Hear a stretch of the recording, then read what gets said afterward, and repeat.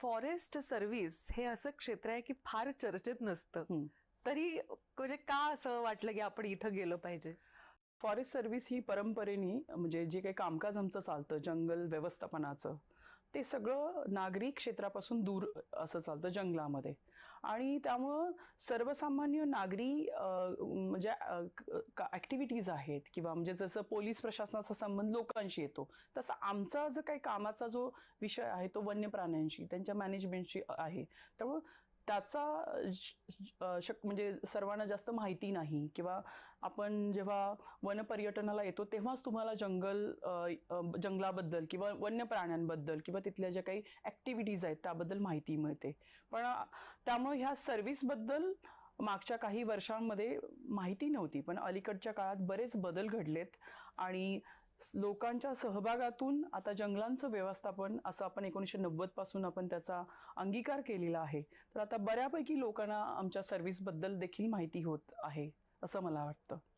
आपली ही जी भेट आहे तो त्याचाच एक भाग आहे की हा देखील आपल्या माध्यमातून मला सर्वांपर्यंत पोहोचायचा आहे. Director Sanjay Gandhi national park म्हणून तो हा एक प्रयत्नच आहे.